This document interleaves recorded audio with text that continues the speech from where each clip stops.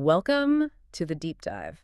So today we're doing something a little different. Instead of the usual articles or research, we're actually diving into a story. Yeah, a narrative piece. Exactly. It's an excerpt from The Fisherman's Curse and the River's Claim, which is part of a series called Midnight Murmurs by Sami. Sounds intriguing already. Right. And our mission here is to really immerse you in the story, pull out the insights, the chilling details, and figure out why it hits so hard. What truths it might hold. It's a great way to explore things because stories, especially, the eerie ones, the cautionary tales, they can pack complex ideas into something really memorable. And this one, it grabs you right away with the atmosphere. You almost hear the water lapping, the wind in the reeds. Oh, absolutely. The narrator, Riaz, he sets the scene so effectively, paints this picture, a quiet river. Too quiet, he says. Yeah, exactly. Too quiet. And the moon hanging low, the mist.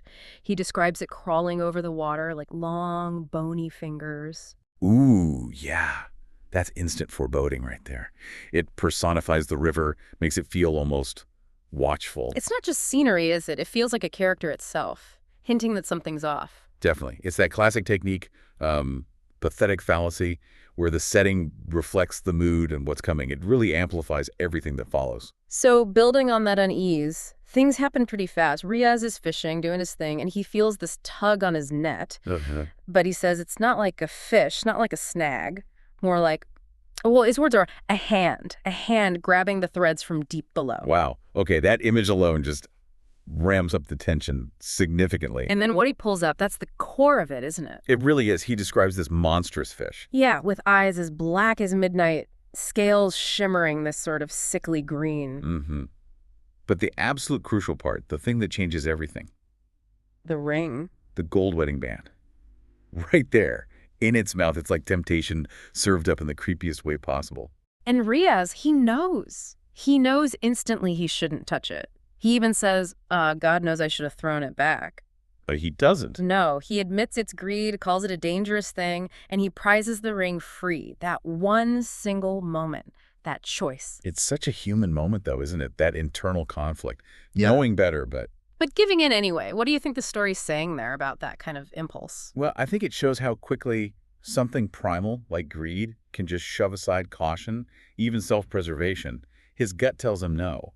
But the lure of that gold, it's too much. And the story doesn't wait around to show the consequence. It's immediate. Right. The fish scratches, bleeds, sinks back into the dark water. Gone. But not forgotten. Because then the mist, the same mist described like bony fingers. It comes ashore that very night. And Riaz says it brings whispers and cries with it.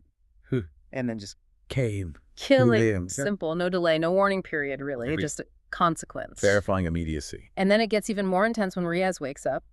His own space, his hut. Yeah, it's been invaded. Completely. The walls, the bed, everything's wet, covered in moss and reeds. Like the river just decided to move in. It blurs that line, doesn't it? Yeah. Between the outside world, the river, and his personal safe space. And standing there at his door, The figure. Described as pale as death. dripping river water. And the detail that really locks it in. A hole where his finger used to be. No doubt who this is or what this represents. The river's claim made manifest. Exactly. And the way he confronts Riaz, it's not with words. No, silence. Which is almost worse sometimes. He just points. Riaz says he just pointed at the ring on my table, pointed and shook. That simple gesture, that accusation without a sound, it must have been paralyzing. More terrifying than shouting, maybe. Definitely. And it builds to this moment the description of the man's smile. Ah, yes, the smile.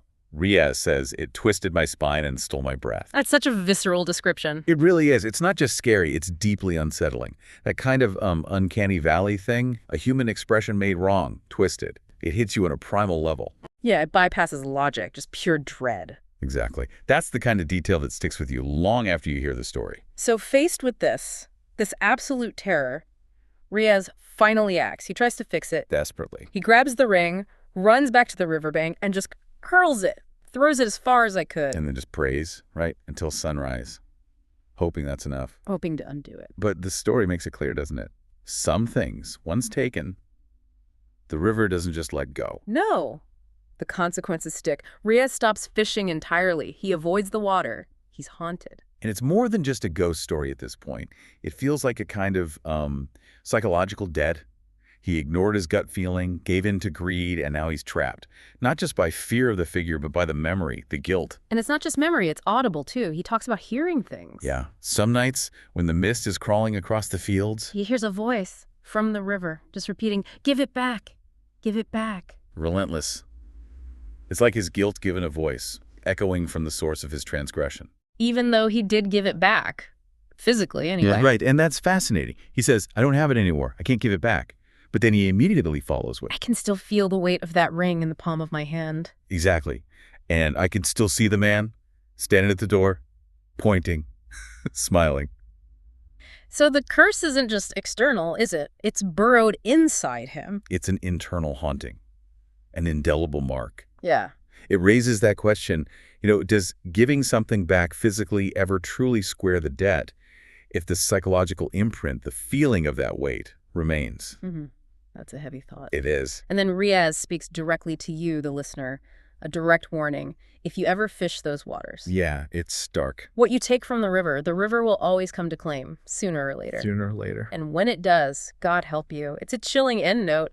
That idea of a claim that maybe can't ever truly be settled. It really hammers home those themes, greed, consequence, and this sense of an almost sentient force, the river demanding its due.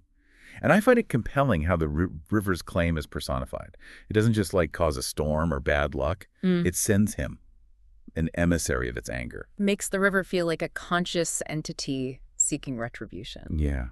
And maybe the river isn't just water. Maybe it's a metaphor for any powerful force, nature, fate, karma, even just buried truths in our own lives that eventually demands balance. It reclaims what was taken.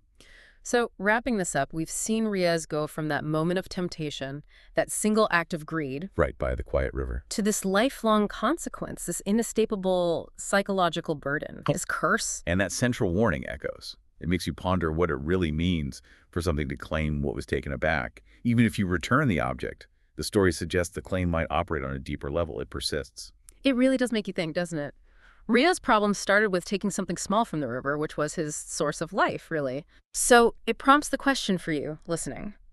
What are the rivers you draw from in your own life? Could be resources, relationships, opportunities, anything. Yeah, what sustains you? And what does this story suggest about the unseen consequences, the hidden claims that might be waiting, even for small imbalances, when something seeks its due? Definitely something to mull over. Especially, perhaps, next time the mist rolls in.